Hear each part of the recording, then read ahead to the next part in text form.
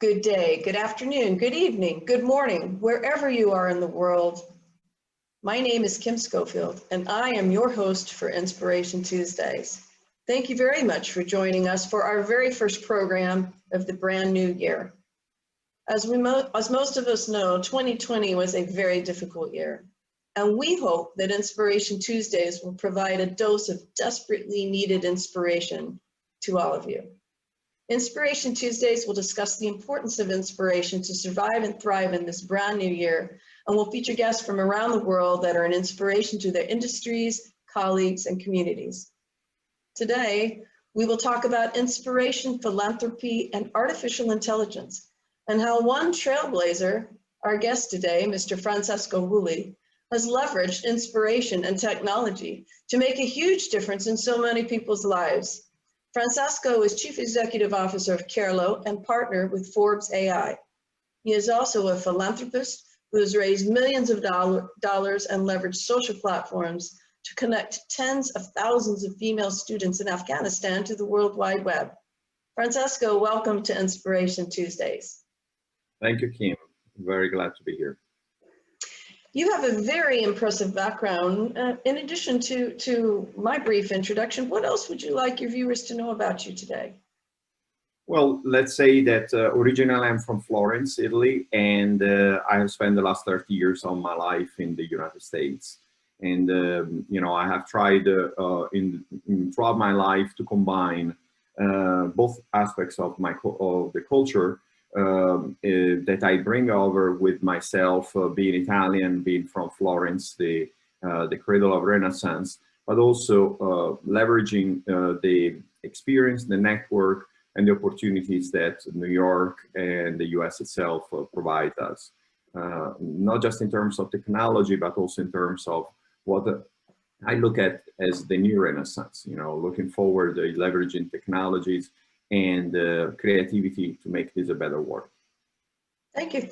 Well, going back to your days in your childhood in Florence, was there an event, a program, an occurrence that shaped who you are today? What inspires your best ideas?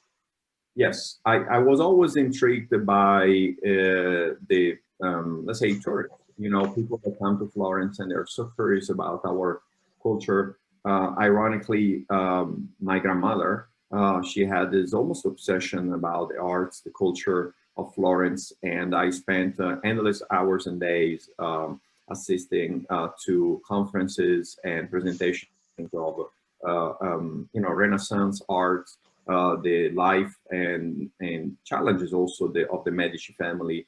So that had a strong impact on me.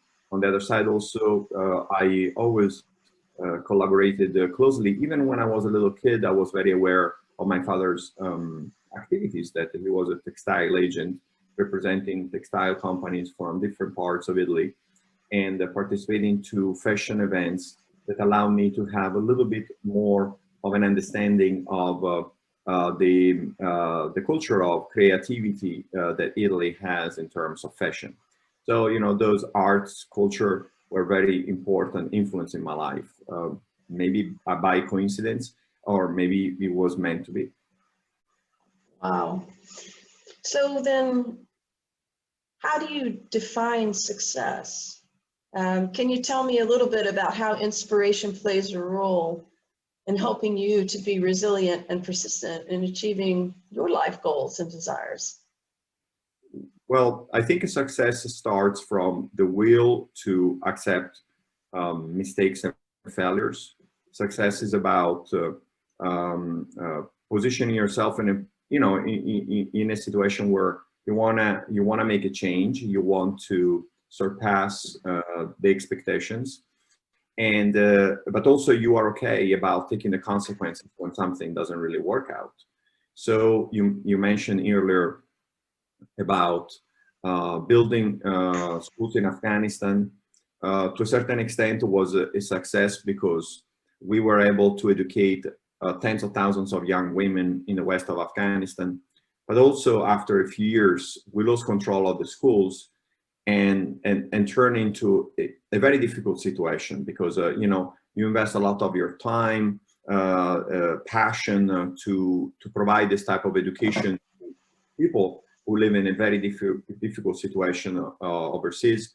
Back in 2013, we even started paying the students with Bitcoin micro scholarships. The point in which I was mentioned in a book called The Age of Cryptocurrency by two journalists of the Wall Street Journal, Paul Vigna and Michael Casey. But at the same time, when we lost control of the schools, everything looked like it was falling apart. That's when my chief technology officer said, why don't we build chatbots?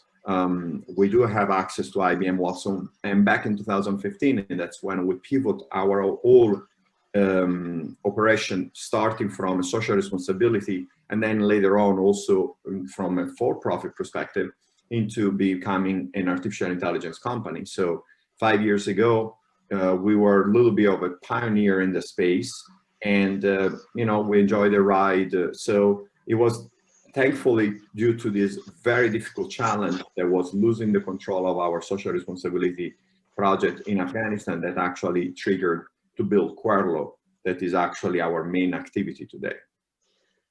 Well, I really like what you said a minute ago, being able to, you know, success is about embracing your successes, but also embracing your failures. And that failure, I guess, can be as much an inspiration as anything to keep trying again to succeed.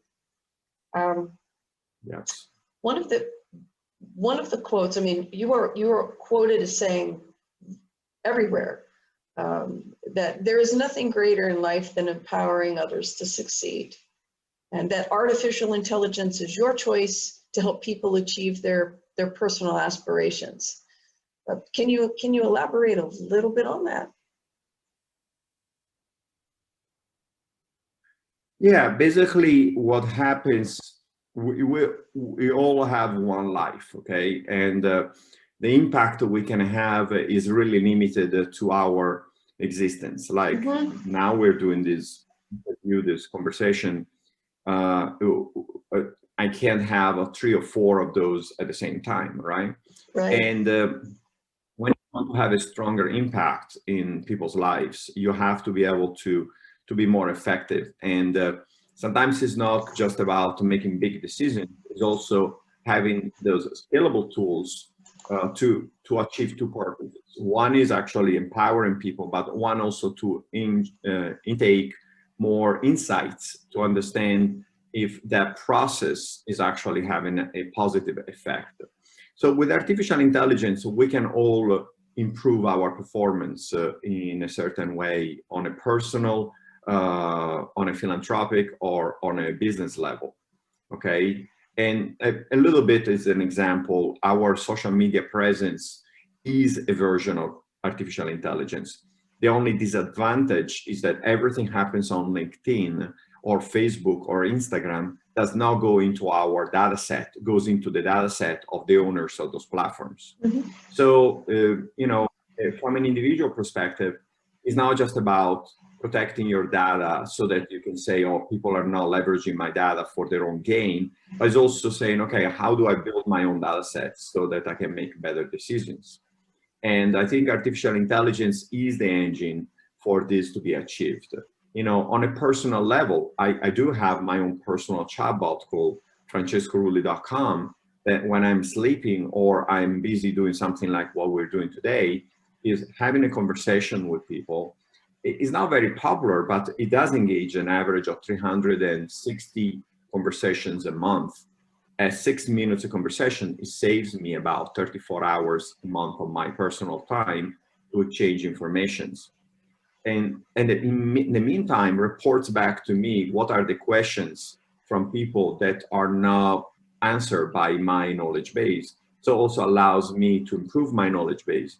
So when I built my personal chatbot, I thought about my favorite sports, my favorite food, what I do in business. But sometimes it comes in that question that my AI is unable to answer for.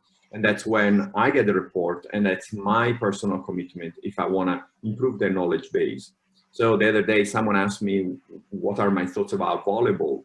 it's a simple question I can answer, but my AI was not able to answer. I had to make a decision if I want to build an intent to discuss volleyball, or I just want to leave it generic and bring back to my favorite sports that are sailing and judo. So, you know, those are, AI allows you to gather questions from third parties and improve your personal knowledge base. We adopted the same technology to now give back life to Michelangelo himself, who passed 455 years ago. And that's exciting for me because, as you can see, my background is the Cathedral of Florence. I was able to, you know, basically combine my passion for the Renaissance, my background with the technology that we built, so that in collaboration with the Opera di Santa Maria del Fiore, that is basically the Cathedral of Florence Museum, and the work of 4 of their experts, we gave shape again to the life of Michelangelo through the 5, maybe 6,000 questions by now that have been asked to the chatbot that represents Michelangelo today. So Francesco, can you share with us some of the work you've been doing with Querlo and the Duomo? Yes, let me share with you my screen. Can you see my screen? I can. Okay, so what you see here is a deterministic chatbot from the back end for the Cathedral of Florence. Here is a middleware that will actually decide if you are a returning user or not. If you are a first-time visitor, we'll send you this route with an explanation, a video, and then we'll even ask you what's your name, all right? If you're returning instead here, we'll jump through those initial stage and we'll ask you what interests you the most.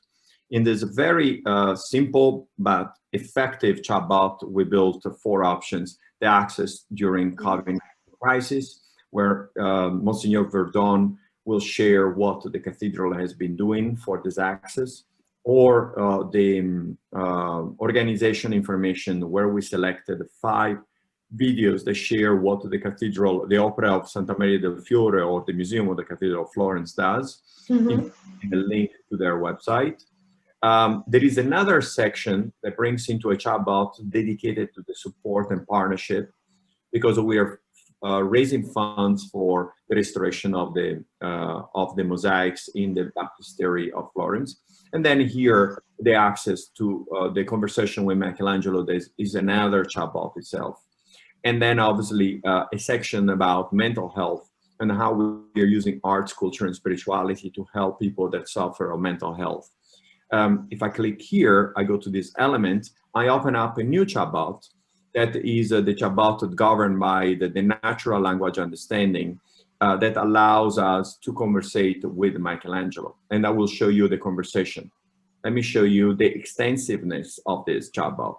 This chatbot initially was about 30, 40 intents, and it grew to over 250 intents. Each one of those little bubbles here in green is an intent. And eventually, each one of them will be transformed into a sub-chatbot itself. We're in the process of doing that. So all those answers were gathered, were built, were designed based on the 5,500 questions that we received from thousands of people that interacted with the artificial intelligence of Michelangelo, all right? So let's now look at what this artificial intelligence of Michelangelo looks like, all right? So you have a chatbot in which, in the background, you see the image of a portrait of Michelangelo in the Pietà, that is the main piece of art of Michelangelo in the Cathedral of Florence. As you can see here, it recognized me. Welcome back, Francesco. Happy to see you again. If I say hi, it means I confirm that that's me, in which it is. Then what would you like to ask? Like, what inspires you? Okay. And this question will go straight into our system, communicate with IBM Watson, and Michelangelo will talk to us about his inspiration, as he was inspired by ancient Greek and Roman literature and his personal experience in life. The explanation will extend further, and then Michelangelo will ask me, do you wish to know more about artwork that inspire me? Let's say I can say yes. and that will take me into a conversation that gets deeper into that space, all right? Wow, that's fascinating. Yeah, so all those conversations, like another question, do you think of an inspiring city? Yes, I think so. And, you know, this will change the picture in the background, will show you the the roofs of Florence. And then a very, very, very important will ask me, did you find what you were looking for? If I say yes, we're all on the same page. Confirmation of what I got is what I was looking for. But if I say not really, and in this case, I'll do it just for the sake of showing you, it will give me an opportunity to contribute with a commentary. The information was partially inaccurate, was totally inaccurate, or I didn't find what I was searching for. So let's say it was partially inaccurate for the sake of this example, will also allow me to show what I was thinking, all right? So what I think its specifics are improved. So I can say, for example, I wanted more images of inspiration instead just word. And this message will be delivered directly to our team in Florence, who will decide in the next few days if they want to actually improve that experience, okay? So this is one approach. The other approach is actually support and ask a question. So if you click on support, you can actually learn more how you can support our organization, or if you want to ask another question, you just click here and you start the process again. And what interests you the most, and you know, you can start here. You can do a donation, restoration of the baptistry, or corporate sponsorship and partnership. So, for example, I'm interested to learn more about the restoration of the baptistry, and here will tell me how this works. All right, so this is an example of how we utilize artificial intelligence to communicate with Michelangelo, but also help our organization, in this case, to raise funds for the restoration of the mosaics of the baptistry, in which you see the image in the background. Okay. Very, very fascinating. Very, very beautiful. Now, can anyone go to your website and have a chat with Michelangelo? Yes. What you do, you just go to querlo.com/Michelangelo, and as I'm showing here, and you will have this introduction page in which will inform you that the Michelangelo AI is in beta. So it's a closed beta, so we're not yet to the public, but obviously if you're watching this video, you're invited to interact and provide your questions and knowledge. And the Michelangelo AI will learn and adapt to the questions, and then to be respectful. So look at this work of passion and love. And when you your lunch now, you will launch the chatbot and you can interact directly. You can do the same at querlo.com/chat/Michelangelo. There are two different links, and you can interact with Michelangelo. That's all, okay? Could we share this on our website as a link? 100%. It will be. That would be fantastic. One last thing, we're also looking for educational institutions that are interested to collaborate with us, both on interacting with Michelangelo as well as using Querlo as a tool of communication. Let me show you here, one second. Querlo. Okay, so if I go here and I click, let me see here. One second. So you can actually integrate directly with Microsoft Lewis and IBM Watson through our system. So you have a full access to their cognitive services through our system. And when you build a new chat, you can actually start from an empty chat, as well as customer feedback template, service provider template, or the place template, table reservation, appointment, invitation, basically generation. So we already have templates that allows students and executives to play around with this technology at absolutely no cost and build something of the sophistication of what I was showing you before, okay? Very, very interesting, very fascinating. So this is why I think AI is a good tool. It can scale your presence. but also it can give you very good insights about what people want to know about you, or what they suggest you to do to improve, life or business or whatever it is. Pleasure. That's really very fascinating, and you've talked about how artificial intelligence can help you personally, how it can help culturally with what you're doing with the Duomo.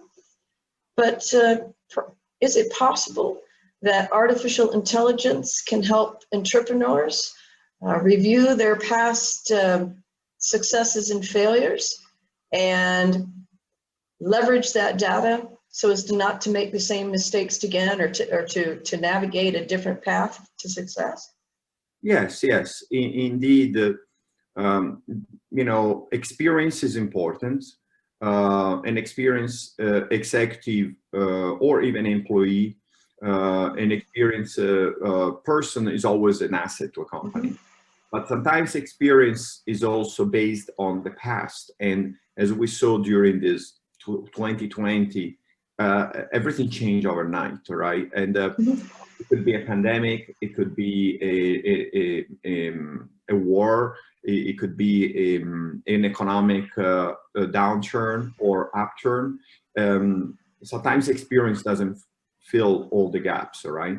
And it's important to have data access in real time from every perspective, so that executives can access data in real time, as well as employees can interact with enterprise solutions, so that those enterprise solutions generate data that benefits both their work, improving their efficiency, but also gives a clear direction to the executives, who can combine now experience with data and make better decisions.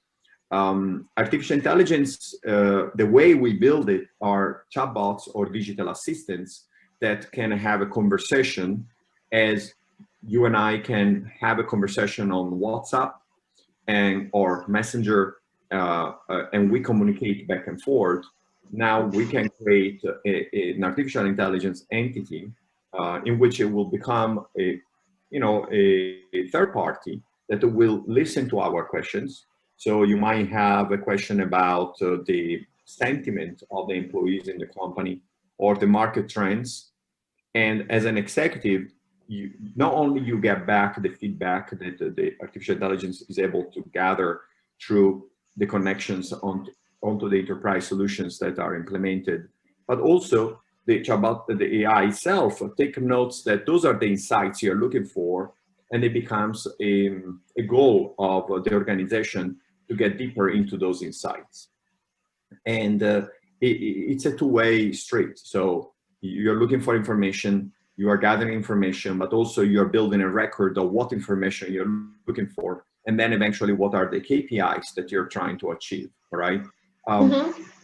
In 2020, many of our clients had a problem. The sentiment of the employees was down, and in some cases, the market sentiment was up. So you had companies that looking to the future in 2020, 2021, so more business coming their way, while their employees are literally stuck in a very uncomfortable position to work from home without knowing if there is a future for them to go back to work, or how they identify within an organization, right? And that was important for executives as well as employees to understand those data sets, so that a company can take a position to improve the employee sentiment, and not just look at improving the income or, let's say, the business itself, because if your employees are suffering of mental health issues due to this drastic lifestyle change, then eventually in the longer term, the company not only doesn't improve, but also could fall apart, because you get more business with less will to take care of business, right? So AI is a good buffer to collect these insights that eventually you couldn't collect, because you can't meet people in person, you can't see them walk through the hallway, they can't share their fears, their problems. there is many aspects. So AI, it can be a good asset. It doesn't have to be just for the sake of improving sales, but also improving the lifestyle of the humans that are interacting within it. That's fascinating. As you're speaking, I'm thinking of so many areas that AI could potentially be used to to specifically help entrepreneurs. Right now, it seems that the process for creating these chatbots is bespoke according to a specific organization. But just like Microsoft now, I mean, now you can buy Microsoft Office and install it on your computer and it works. How far do you think we are from being able to buy AI in a box, if you will, for business to help companies to input financial data, market data, to help companies truly look at and forecast properly? Well, let's say that we are already there. And in our company, Querlo, we have built a chatbot builder that is completely technology agnostic, that leverage the best cognitive services of IBM Watson, Microsoft Lewis, and others, without the need to even log into those platforms, okay? And then we also offer a series of templates that allows a company to basically build a chatbot within a few minutes at actually zero cost. Above 150 sessions a month, we charge something like $9 a month. So let's put it this way, technology is a commodity. What is not a commodity is the creativity behind how you want to shape this technology, all right? Mm-hmm. So if I was able to show you the chatbot, for example, of Michelangelo or the Cathedral of Florence, you will see there are two different chatbots. Mm-hmm. One is a chatbot that is deterministic, is smaller, and you make some choices within the system. Another one is actually much broader, with lots of intents, over 200 intents that were built in time answering the 5,000-6,000 questions.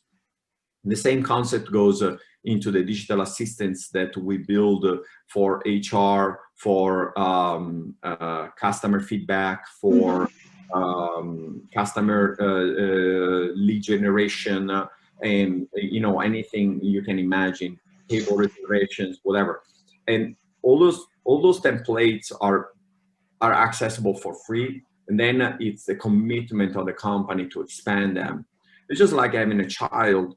When the baby is born, I have 3 kids, the doctor tells you the baby is healthy, but they can't tell you how far the baby will go into education, all right? Mm-hmm. So your commitment to start step by step, and this baby can actually become a Nobel Prize winner one day, or just remain within a very basic education system. So it's a little bit what your commitment is to your company and to yourself, how much education you want to give into this artificial intelligence, and how much you care about the A or the I. A is artificial, or let's say automation. I is intelligence, but it's also intellectual property. So when you start building more intellectual property, more intelligence, when you start answering more questions, and you start shaping your knowledge base and broadening your knowledge base, that's when you take full advantage of what artificial intelligence is. So that's what it is. Well, thank you. I would like to go back to the very beginning of our chat here. You mentioned that your grandmother inspired you by introducing you to the arts and culture, which was inspiration from the very beginning.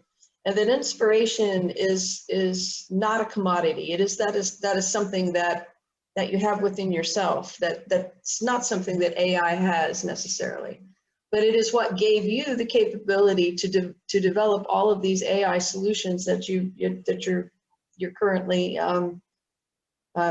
introducing to the business landscape. Yes. So what role then do you think that inspiration plays in helping the world get back on its feet once we get COVID-19 behind us? Yes, I, in the last 30 years, I have seen lots of growth, all right? I look back, the economies, the world economies have improved. We've had some hiccups like the internet bubble, the 2008 financial crisis, and even today with the COVID-19 crisis, 9/11. But overall, economies have thrived, right? So they have grown, and a lot has to do with technology. At the end of the day, I remember back in 1990 when I moved to the United States, buying this clunky big computer, starting using the internet, sending those emails, spending endless hours, even doing those chats at night. There was a discovery, right? There was a work there, and in a sense, the building I use as the ground, the Cathedral of Florence.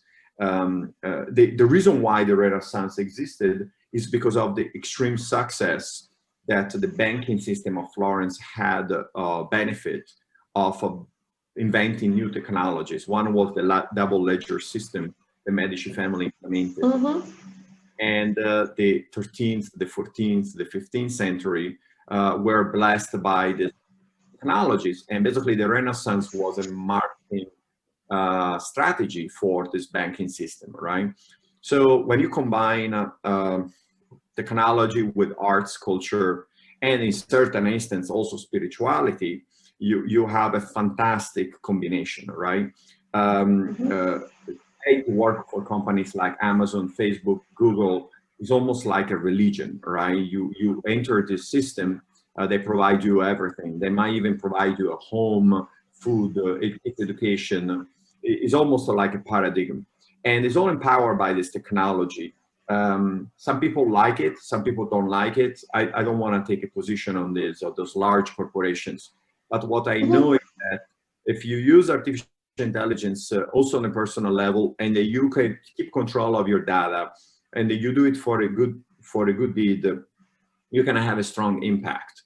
That's why building a chatbot in collaboration with a hedge fund in New York, that they gave the financial literacy program and impact the life of thousands of young women in Afghanistan, had a very low cost, allow us to monitor the results and really build a data set of how to improve their life more than what I had done previously, spending a lot of money building classrooms where the liability was huge, because once you build those classrooms, you have to hire teachers, you have limited access to the insights about how those classrooms are used.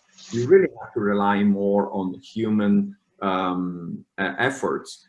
Instead, with the chatbot, we were able to basically sneak into everybody's life, educate them, get the results, pay them micro scholarships in Bitcoin back in 2013 and 14, and make a big difference, right? And a cost minimal. So the same thing goes with the Cathedral of Florence. We have Michelangelo, we have Donatello, we have Ghiberti, we have Leonardo da Vinci, we have Giotto. All those guys are the reason why we thrive today is because of what they built with their knowledge, and we were able to scale it up and give them life again. And also want to thank the 5,000-6,000 people that took the time to ask questions to Michelangelo, so that the knowledge base could improve, right? So questions lead to better understanding, better intelligence. Monologues don't go anywhere. So a company who says, those are our FAQs, those are our policies, take it or leave it, I'm not interested to hear your thoughts, or if you have to, send me an email and we'll deal with that when we have time, is the old way of doing business. The new way is something much more dynamic, where executives are posted and informed, right? I want to close with finish this with one example. Lots of companies leverage Twitter to get their customer service complaints, right? So, and the irony of it is that those data sets now, ironically, almost belong to Twitter before they belong to the company itself. So the question is, why don't you actually start building your own artificial intelligence solutions that can be an active and proactive tool of communication, problem solving, and above all, give you a data set so that you don't make the same mistakes twice or three times. And you don't have a third party involved like Twitter, Facebook, or whatever, or LinkedIn, that you have actually to pay to get your own data back, right?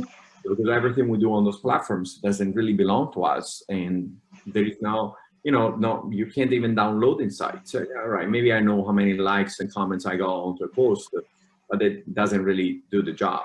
So that's why the commitment to build your own AI solution is very, very important. Is that practical for a small company?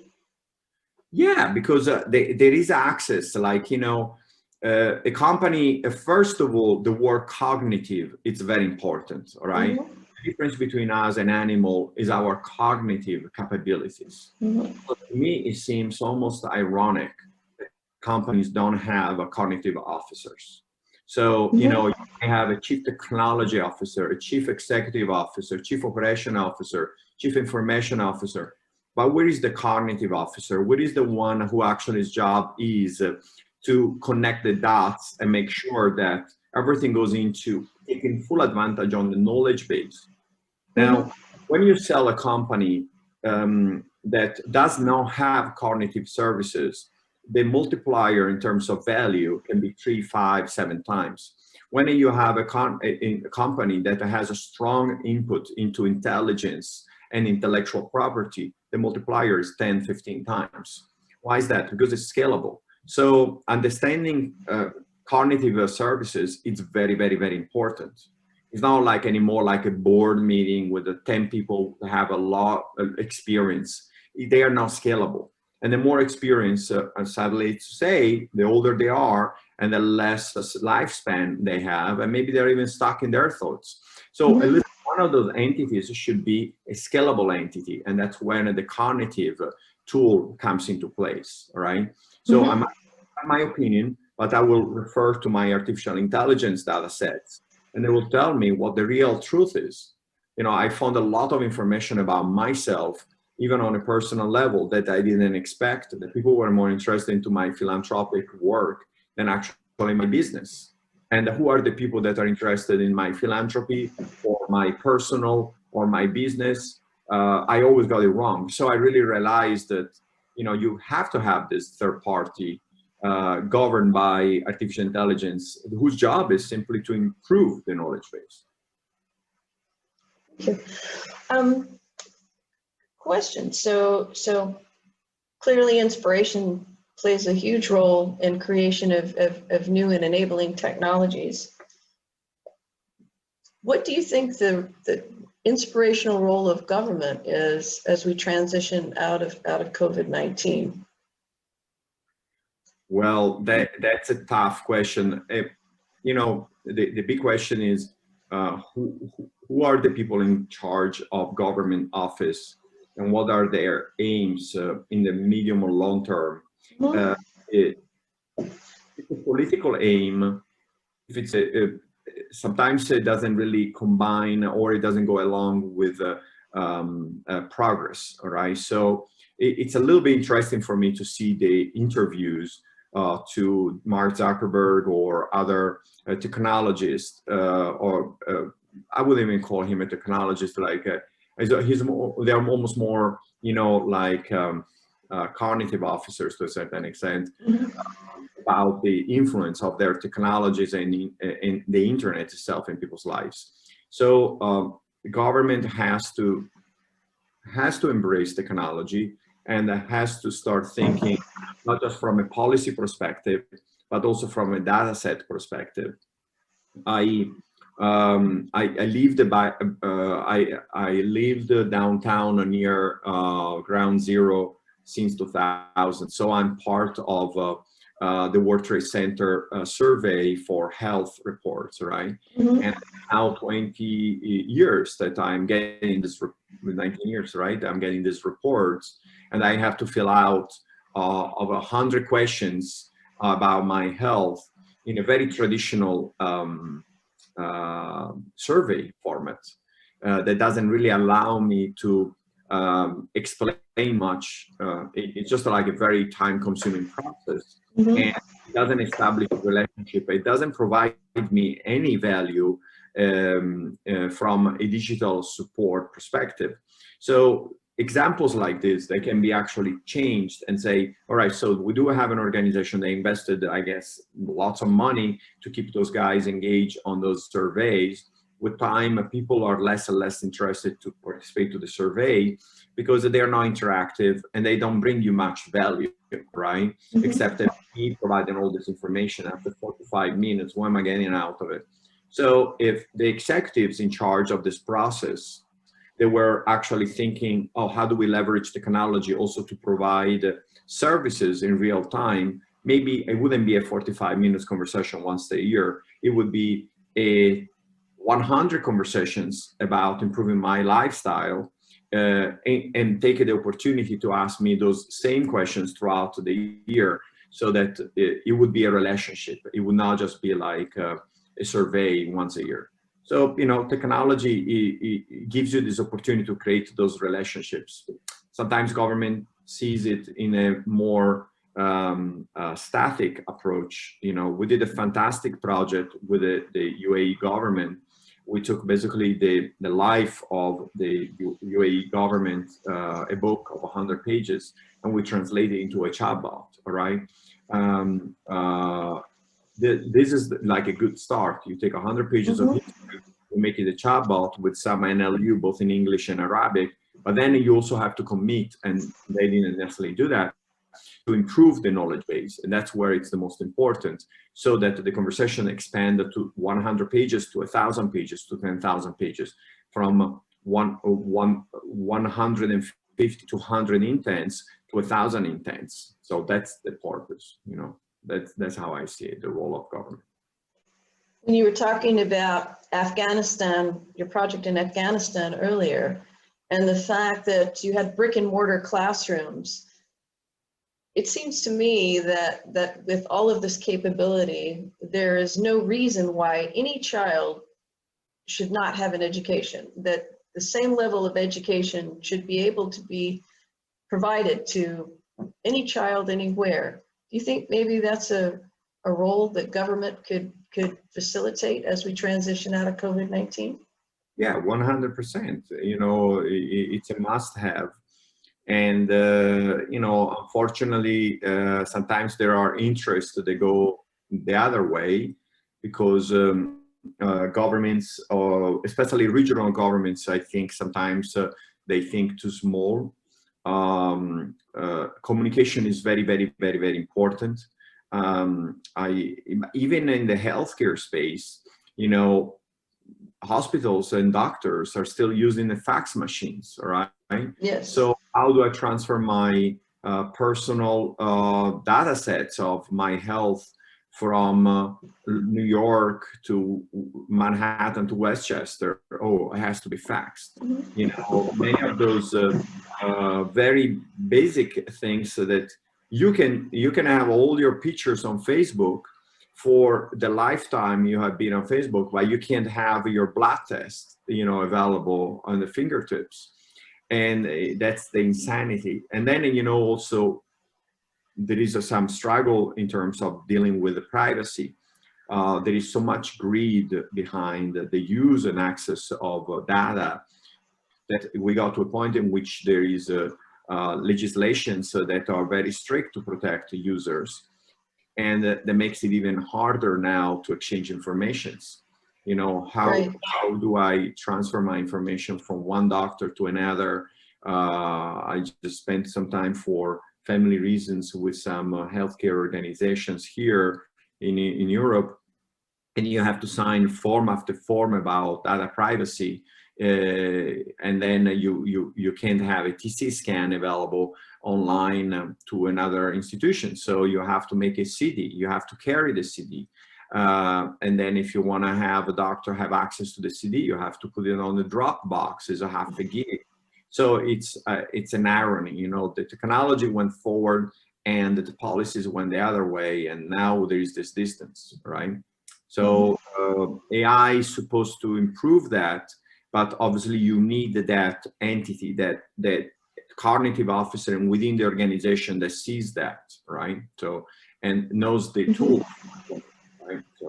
So we built a bottle to estimate death risk on COVID-19. We built a chatbot to measure anxiety and depression, you know, but the question is, who is the stakeholder who wants that data and what are they going to do with the data? Ironically, it's easy to build the AI. It's hard to find a stakeholder who knows what to do with data and build the right KPIs. And very, very, very true. It seems to me that in the U.S. government itself, that they should have a cognitive officer as a cabinet position going forward to help bring some of this capability into each of the different industry sectors. Just like you're saying with the medical, it's crazy. So, well, one final question for you. What can we do as business leaders and entrepreneurs to inspire the next generation to want to achieve and be resilient and succeed? What can we do? Well, I think it goes back to the concept of information, of intelligence, of intellectual property. I like the I about it. You know, educate the new generations to look at data and to think about KPIs and goals. And a big mistake is to think about money. I think money, unfortunately, has been the main motive of KPI for success. And ironically, we all look at those very successful companies because when they started, they didn't really care about money, right? They just had a vision.